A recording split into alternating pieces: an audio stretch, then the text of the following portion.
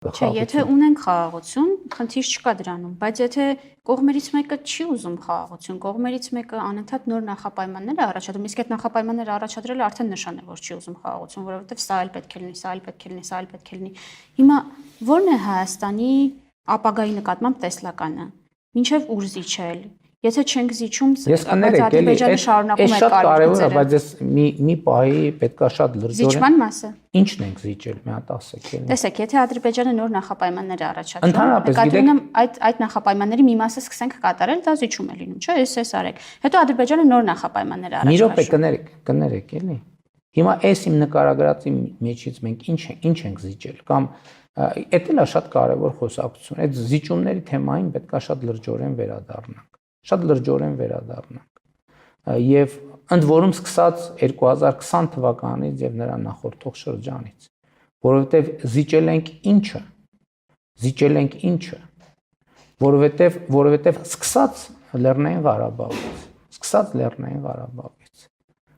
մենք այս հարցին էլ պետք է վերջո անդրադառնանք եւ գնահատական տանք, երբ որ ողջ միջազգային հանրությունը փաստաթղթավորված ձևով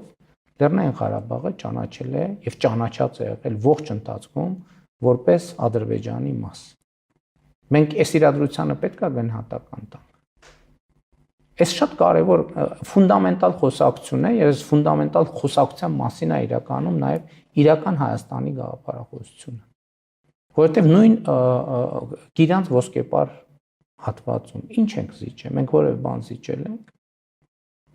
Ինչ ենք, եթե զիջել ենք, ինչ ենք զիջել։ Այս շատ կարևոր հարց է, ես չեմ հավակնում, որ այսօր մենք այս հարցին անդրադառնանք, բայց ես պատրաստ եմ մի օր հատուկ այս թեմայով նստենք ի վերջո բաց խոսենք, ընդ որում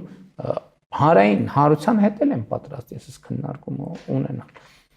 Որտեվ պետք է հասկանանք, լավ, այդ քաղաքական զիջել, ինչ ենք զիջել։ Ես կարծում եմ, ես Գյումրիում վերջին անգամ այսինքն առաջին անգամ համարեցի, որ բավարար չափով իրավիճակը վերլուծել եմ եւ պատասխաններ ստացել եմ։ Եվ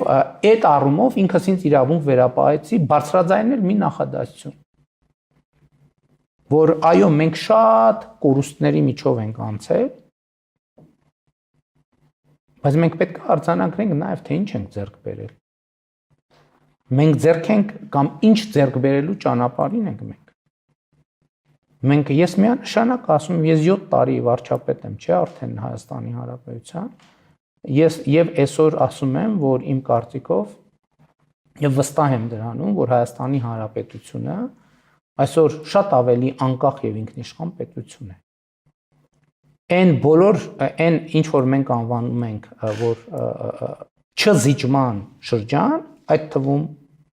թվում իմ վարչապետության շրջանում մենք այդ բոլոր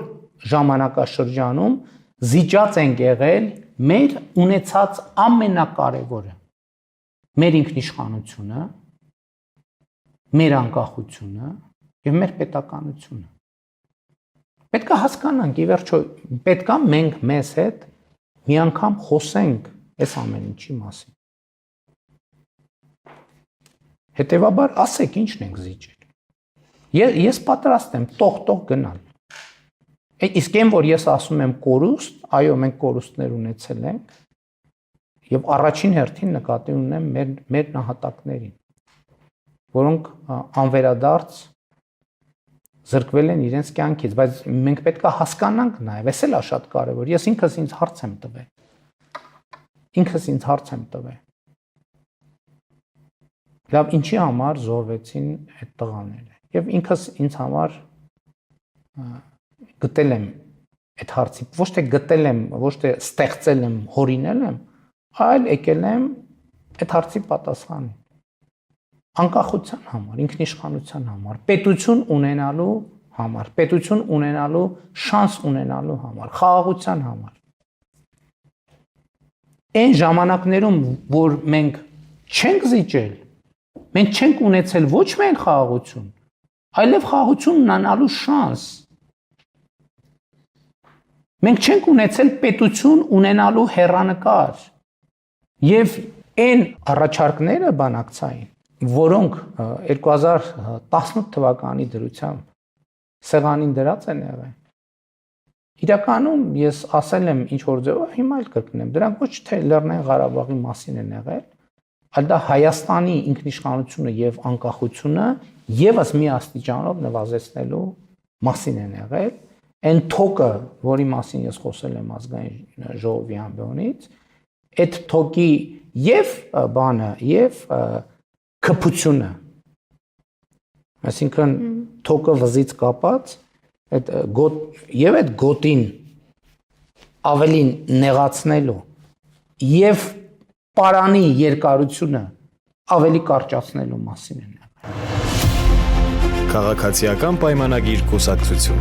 Սարիկ Մինասյան Սարի պես Գյումրու թիկունքին Քաղաքացիական պայմանագիր Քվեաթերթիկ համար 1